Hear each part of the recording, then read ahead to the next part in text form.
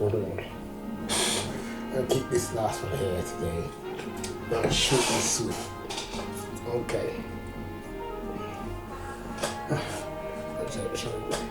This one here, waiting from Brother Jack turning around saying on YouTube, you know, he's true. If he was there, Electric Moon, in all honesty, he would have sat down, he would have probably wasted his time. He would sit there feeling confident, go there, sit there, associate with motherfuckers like that. He's like Gary Nurse.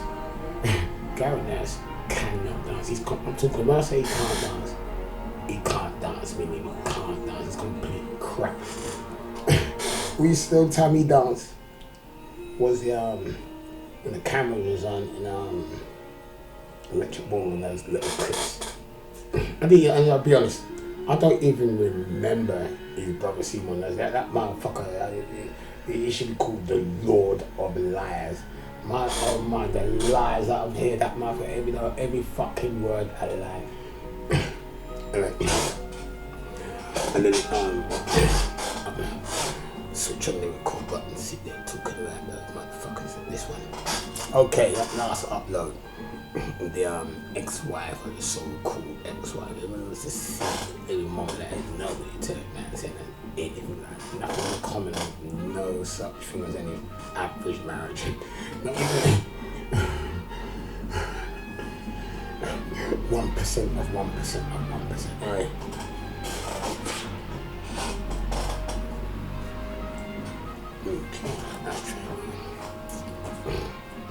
Alright, I'm going to come out with like a quick summary of what happened there in them years in that Melbourne business.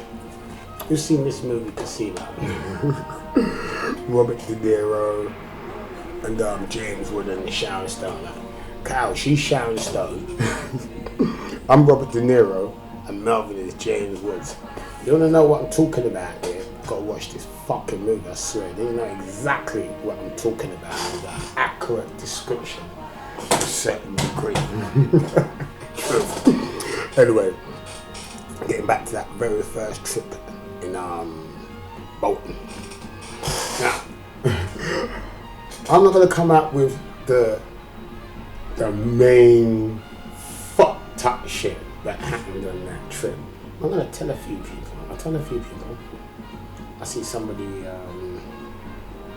when I was at Loughborough School, when I was in infant school, when I was about, well, it's called 8-9 years old. I see this guy, let's say his name. I see him about, it could have been about 5-6 years ago, and I was going to strip higher and get a little chit chat. I'm not going to mention any of that. And not important what I said to him. I just said what I was in the mood. I just told him the truth about the shit. And he felt really uncomfortable about the truth. Well, he had nothing to do with it because I didn't see him from school days. I said, I got this guy that lives on my road who I went to Loughborough School with, but I never ever spoke to him. Anyway, I don't really speak to him now. And he's come out with some almighty lies. Anyway, that first trip in Bolton, 1984, late August, just a few days before, roughly about the week before the we went there, just before a week before the Nottingham Carnival in 1984. Anyway, first got there, there's a couple of days there. Yeah, after that court business, all that got sorted out. They didn't get convicted or anything. Cause later on that evening, because Melvin was staying, and he made an arrangement to stay at Carol's ex-wife father's house, and he was making rum and stuff. Let me get this, but she wasn't really around. She was somewhere else and stuff. She was maybe around for a couple of hours in the early evening. Then she went missing. I didn't give a shit. I didn't know who she was. Anyway. I take it to about something like it must have been about. And there was that day, that evening, and then that evening it was in the house late in the evening. I think we went to a club. I think we went to a dance factory's club there in Bolton, like one of the main clubs in the city centre. And when we got back, it was at the house, and his name was Carol's father's house. It was the Carol's father's house, and he was making some money. And then about No, this wasn't that day, the first night. Because it was like early evening. We didn't go to John's factory that night. Because we were drinking on the homemade rum from late evening to about 2 in the morning.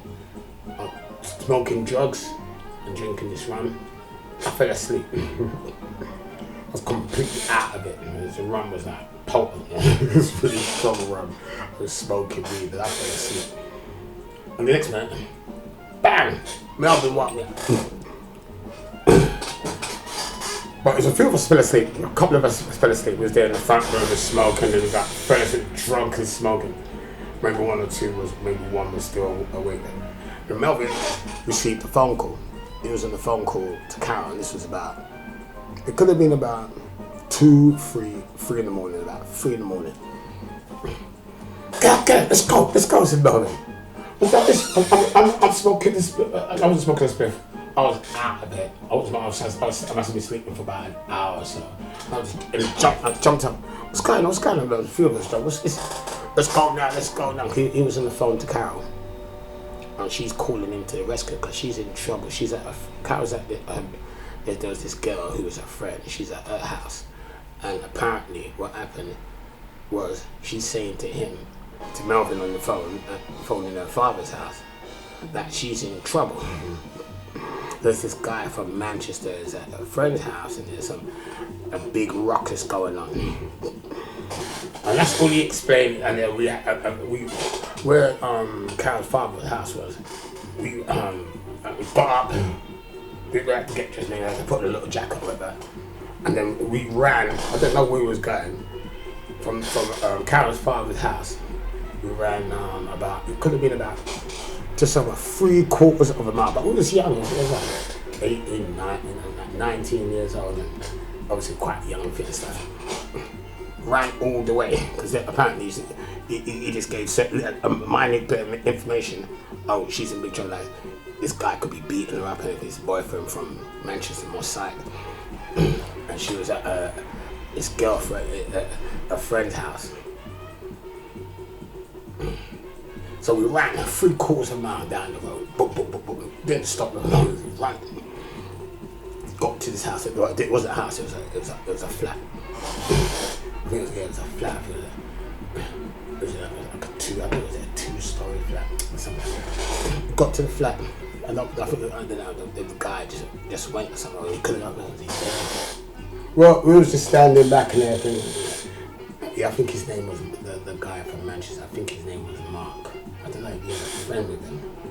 But the girl the house, where the flat where Carol was at, her friend, that girl, she was really hot. She was really pretty.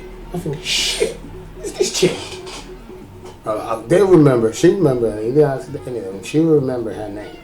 And it was Melvin at the end. They was friendly about that. I think the guy maybe backed off and everything, and he went back. I think maybe I had a friend with him because he drove from Manchester to Bolton, which wasn't too far. I mean, on the motorway and stuff, it only took about maybe less than half an hour, 20 minutes, 25 minutes or something.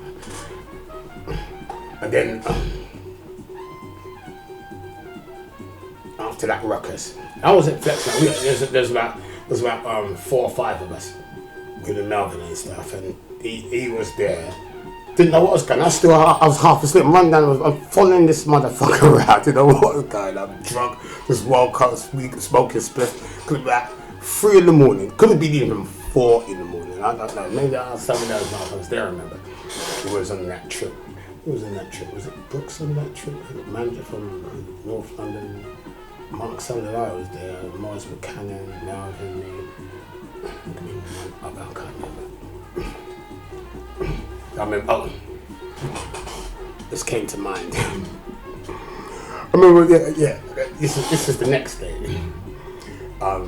Anyway, it all kind of blew over and everything. They remember what happened. I wasn't stressing. I was just in the background. What the fuck was going on? They didn't hardly debriefed us what was going on and stuff.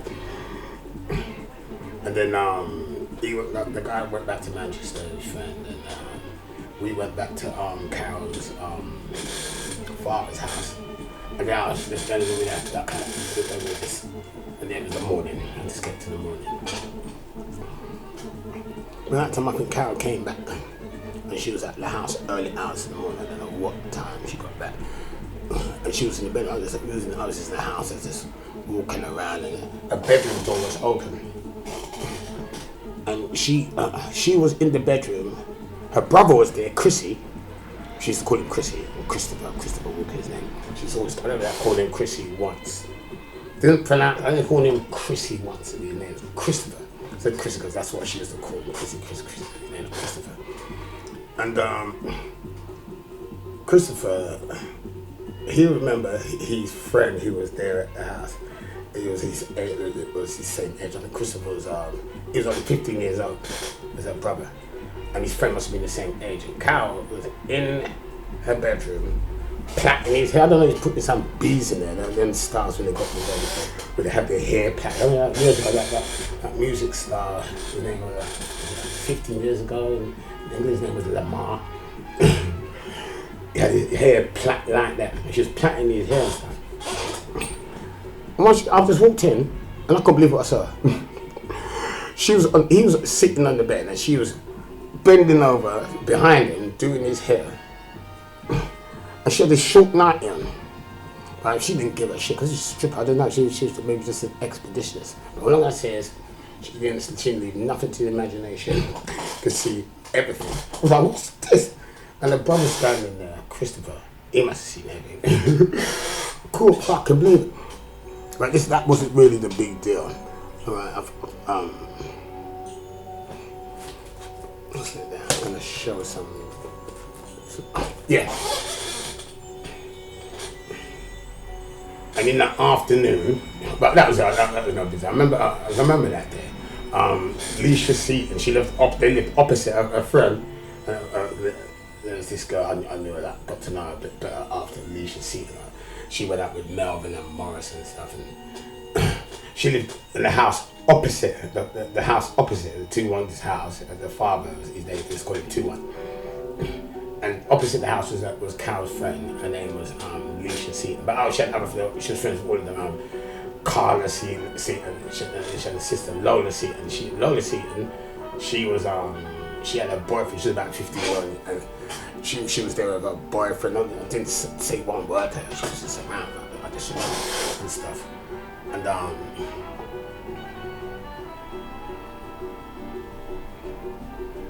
yeah. Out of all those people, there's one person I want to speak to. Not in that way. If it was possible, that would be Leisha Seaton, because I said something. I didn't say something. We had this little chat. That was that. I'm not going to even mention anything, because the first thing those motherfuckers would do was lie. So the incidents I'm telling you is nothing in comparison to this, but I'm not going to say anything about what happened there. But in the afternoon, the next afternoon, I had my jackets there. We put it all in this bedroom with our bags and stuff. And my money got. I went there. I had to buy my get. I must have bought. I think I had about 50 quid on me. 50 quid after spending some money and stuff, because I was quite low there. But I didn't have to spend the money, because the food, in the sense, the majority of it, because it's like that home cooked food in their house. And so I think I maybe had about 40-ish quid, about 40 quid. And I put it in the bedroom. And her brother Alec came round that day. And then we left it in the room. I went in the room, in this bedroom where we kept the bags. I was going to go in my bag to get something. And my money just went missing. One of them thieved my money. Now I don't, to this day, look, they'll say, who thieved my money? Nobody admitted. So I can't turn around and say, I never see anyone thieve that money. But someone thieved. I can't suspect one more than the other, because I didn't know. I wasn't checking the room where my bags were and stuff. At the end, I suspected almost everyone. I remember Philip turning around saying, I haven't got it. Come on then, search me. I didn't even bother. I just gave him this look. I'm not saying that I suspected him. I just gave him this look, and I thought, well, search it. If you did steal it, you could have stashed it somewhere in the house or something, But I didn't. I suspected Carol, her brother, Melvin. And to this day, I don't think they'll ever admit it. Someone thieved that money. Absolutely amazing. Went into my bag and Teeth My Money. I mean, I picked up a little ruckus and that was it. But there's more there's a couple more incidents that was much more interesting in comparison. That's trivial. I was like, me and Alicia see like a little chat that sort of stuff. I'm not even going to go into details yet. We will let it one down the line at the end of the day. I'm going to tell me that. Well, who knows? She could be dead. I don't know if she's even alive. She could be dead, like COVID-19 instance or any other kind of thing. I don't know. Last time I seen her about 30 years ago. Yeah, like months and months after, because Alicia see it. She came to London after she was seeing Morris and stuff, and then she gave me a call and said, she went to reach out to her because around that time I started doing like coach trips and stuff. Tim Westwood, Radio 1 DJ, he was the one who organised the coach trip, and he went out and to go Oxford to help him out. That's the first time I remember I was in the jazz, I was standing there, and then this knows Tim Westwood is that big wide is that Radio 1 DJ. See this man right now is marching towards me. I'm like, what's this? I've never spoke to him before. And I thought, he said, Marshall, I didn't know that he was moving over there. So I helped me out with this culture because he said he's got 2 coaches and the capacity is 50 people per coach, so that's 100 people. And most people want to go to his first culture, but I said, can you help me out there? And so I did. I said, no, sir. That's the only one he'd done because I spoke to him after and I said, I thought it was just a one-off. And people asked him, Tim Westwood, they do another trip. He said, no, I can't see Marshall. All these people coming up to me and I think I had a little word with him. I said, no, what's this, man? He said, I thought I was just going to do one more coach trip. But altogether, I've only done about, be quite honest,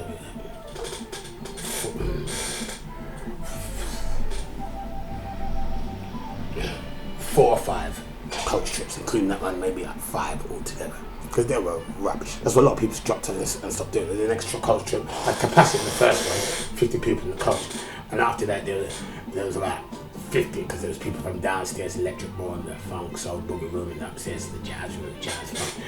And I took some of them man fucking all day as it was boring and everything. I was pushed into that. I went back in time, I just done 1 coach trip and that would have been it. And I've done a couple more and stuff. So one of them, Giles Peterson, was in there with the DJ and stuff. And I think he was DJing up north and he was in the coach trip. I think he didn't have to pay anything because I was organising a coach trip. And everyone's telling, I wonder, was it Earth, Wind and Fire was playing at one of them? I don't know when I done the coach trip to them. I just wanted to give up on the coach trip. I have to say, them coach trips were rubbish. I didn't have no good time there. But when it got to about I think to the 5th one, I don't know if it was even the 3rd film, and I thought, right, you know what? I'm just giving up on this coach trip. I should have done up from time. And then, that's what I'm saying. Yeah, Alicia Seaton, she was staying around my place once because she was with Maurice Buchanan. She's in Brixton and he had to go somewhere and she went to go on the culture but he wasn't going and she didn't take her there and he said she wants to go on the culture, she was going there. I said okay. Come to my place, she stayed the night and stuff and she went in the culture, she had this really nice dress and when she went into culture, and the culture, that culture I think there was like quite a lot of people there on the culture. I think it was capacity. It's like the first time you ever seen a woman because she had these really large breasts. She was a stripper as well. And Carol's sister, Maria, she was a stripper and she was fit. I've seen a couple of strip shows. I went to a couple of where she used to drive a car. She would just go over there. She had another friend who was a stripper. I think there's a couple of shows. Was it Prestonbury? A couple of places up north and one in Bolton. These 3 gigs. And I seen her stripper. She's a pretty good dancer and she's got these fantastic tits. But I didn't see the ex-wife Carol strip ones. And don't listen to anybody what they say because they would be lying. I didn't see her strip, not even once. But some of the mothers did. Quite a few. They were going up north, but I wasn't even interested in that shit. But I wanted to clear up some shit because I'll shut it there because I'm gonna shut down this up now. But there was this recent years. No, not recent years, about 6-7 years ago, I'm not going to mention certain things that are being said, but getting on my nerves and stuff, people making shit up. When I started talking, and I got really, and this was about 4.5 years, or 5 years ago, just so 5 years ago, I was like, I forgot to make the house place, and I was like, took psychiatrist. I was like, kind of pissed because something happened recently. They were saying things, and I know that there's people in their ear telling lies. So I got really angry. And I'll tell them, say, yeah. I know they got some, I know they're talking to certain members of my family, maybe other people as well. So I got really angry. And I told it that it was a lie, but I wasn't meaning I was being kind of sarcastic. I said, yeah, whatever. I said, because they're answering some question that, that wasn't really getting to the point. I said, yeah, I'm a pimp with the ex-wife, I used to pimp her, yeah. I'm not saying saying that Melvin was pimping her, but some people, it wasn't that, it wasn't a pimp, but was what some people were saying and stuff. That's why I showed this movie, because there's shit in there like that, but it's almost accurate to what's going on. I never had anything whatsoever to do with any of that. So I want to clear that room right now. I was just being, in a sense, with the psychiatrist, I was being sarcastic. I think they put it in medical records, so I want to get in contact with those people that pretty soon, and hopefully, if it's not just before Christmas, after Christmas, and clear that up. Just let them know at the end of the day that certain bit I was being sarcastic. I want to give them more information about things I don't think they even know about, because they're being lied to and stuff. Like the last point I had, I was in recovery. The psychiatrist accused me of being a crackhead. I thought, what? I never ever bought no crack before. Not even, I swear this, I never bought no crack. I never spent not even a dime on any crack before. But I smoked it up. I've had a couple of lugs of crack, which I didn't know what it was. This is the days when I was in the tube station once, and there's a guy who's an electric boy from not with friends. That I was coming from, was in West End, and he was going down in the escalators in the tube. And in them days, because nowadays, over the last 30 plus years, you're not allowed to smoke in the tube. In them days, it was allowed to smoke. And it was going down. His name is Nathaniel. There's a quick clip of him in that electric ballroom video. There's a few on YouTube with a few minutes of dancing. He was actually from Leeds. No, it wasn't that friends or anything. It was cool. It was acquaintances. The out blue said, have some of this. I thought, what's that smell? And then I couldn't recognise it. I thought, but I was just I was going to be like anti-social. I thought, okay, maybe we should say that thing about Nancy Reagan. Everybody office drugs, just say that. That's how I wanted. I took the look. I thought, what the fuck is this, man? But I didn't show it in my facial expression. I don't think. Maybe you could have picked up like a nanosecond of a facial expression. I didn't. It was like a fraction of a moment. I took a couple of passed it back. And to this day, I didn't answer it was crack. I think it was crack. It was a really weird smell and a really weird taste. That guy crack. The fucking psychiatrist accused me of being crack, and it must have come from my brother Danny, because there's a time like years ago that he turned around and he said to me, he was really proud of me. He went through a small period of where he was a bit of a cracker, and he was buying crack and stuff. And he told me one time, this was about something like 12 years ago. I called him at the end of the day and I said, I'm just looking for like a £20 joint, £20 split. And he said, yeah, he'll be round and stuff. I was driving in the car, and he turned and his girlfriend Sharon was in there in the car, and a couple of his kids was in the back of the car and stuff. And I was just driving about something like, it was about 5 minutes away when he got there and stuff.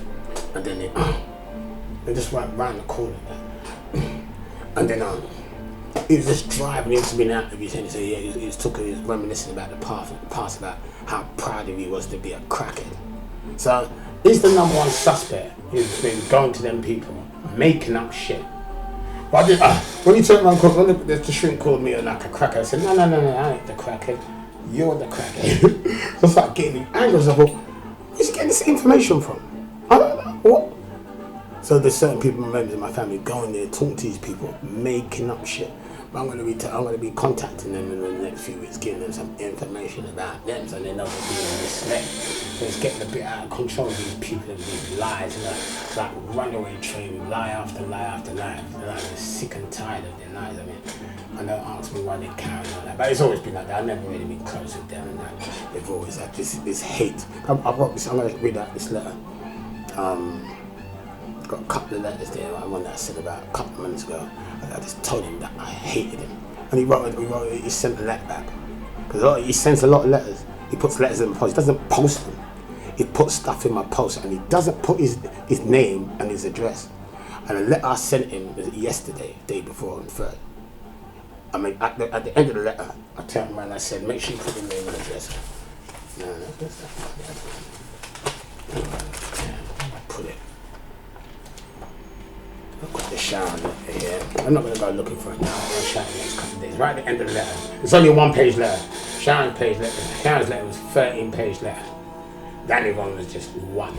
Next time you post letters, well, it doesn't. He puts it in my post box. I'm saying it's like it would be cheaper for him to post it, and he's driving around in his car. I'm sure the petrol money there it costs more because he only lives about something like in the car. It's about something like less than a 10-minute drive away or something. He lives in Norwood and stuff, which is less than depending on traffic. So I'm going to be writing a couple of letters, and I'm going to promise to try and update everyone what's going on. I can't give certain information right now because the first thing that they do is lying.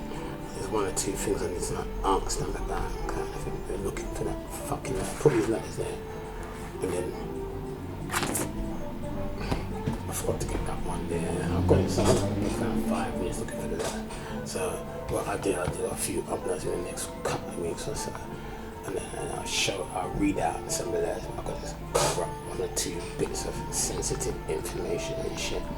Anyway, right now signing off for now. Okay. Adios, amigo.